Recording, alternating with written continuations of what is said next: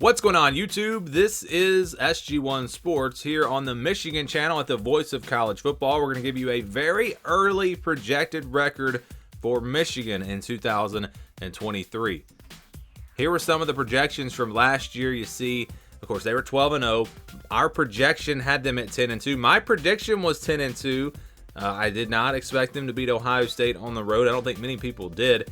And thought that the Iowa game was going to be tougher. I was very, very close to putting Michigan at 11-1 and actually putting them into the college football playoff. Not winning the conference because I had them losing to Ohio State. But that Iowa game, really, I flipped back and forth and should have picked them to win all the games, of course. But the FBI had them at 9.5 and 2.6, and the over/under was at 9.5. Seemed kind of easy.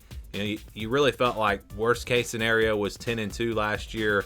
And it felt like 10-2, 11-1 was going to be the record. But again, they beat the expectations for 2 years in a row. They went 12-0 in the regular season. Of course, 13-0 if you add in the Big Ten championship game before a loss in the college football playoff. But, a great run that Michigan is on these last couple of years, and we'll see if they can do it again in 2023. So here's the schedule. You see all the games here. Again, just not a real tough schedule, but the back-to-back road games with Nebraska, Minnesota, and then Penn State, Maryland, that does make the schedule a little bit tougher.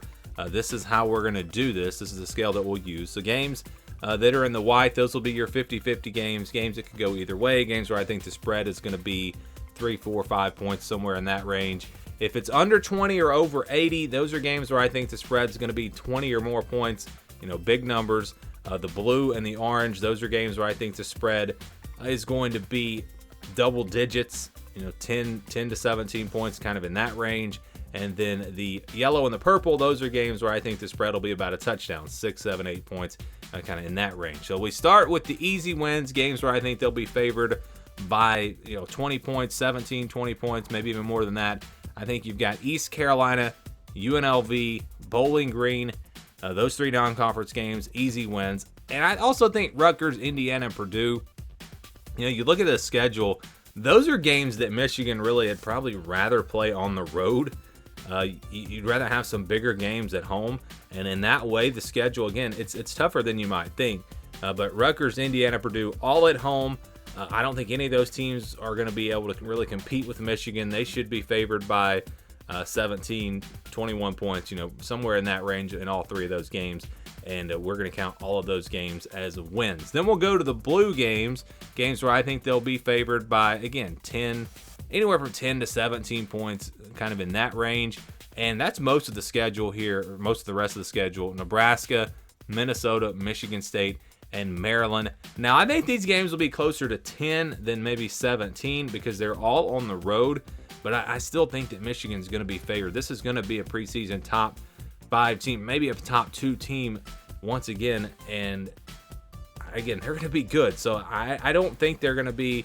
I think they're going to be favored by a good bit. Nebraska on the road, you never know. Maybe that spread's closer to 8 or 9 points. But I really feel like pretty confident that Michigan's going to be able to take care of business against Nebraska, Minnesota, Michigan State, and Maryland. So we're going to count all of the blue games and all of the green games as wins, and then we'll look at the rest of the schedule here. So you've got Purdue and Ohio State, and those games are actually going to stay in the white. So those games are going to be your 50-50 games.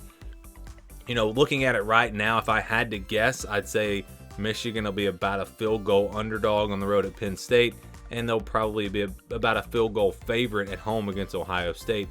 A lot of football to play, obviously. We don't know how all the teams are going to play out, but those are, the two tough games.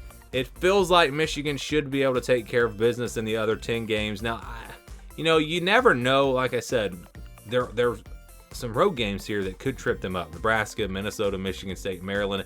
I think they'll be favored, like I said, by double digits in those games. But upsets happen in college football. So don't be shocked if Michigan were to get upset in one of those games. But I think it really comes down to Penn State, Ohio State.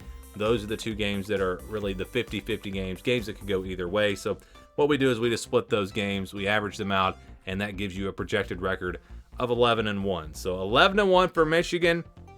If you wanted to put a couple of these other games in the purple, you want to say that Michigan will be only favored by about a touchdown against Michigan State and Nebraska, or Nebraska and Maryland, that would drop the projection to 10-2. So a schedule that really isn't all that tough.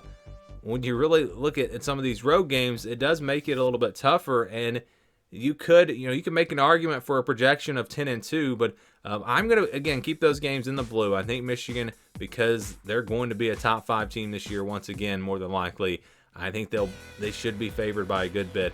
And again, that gives you a projected record of 11-1 for Michigan in 2023.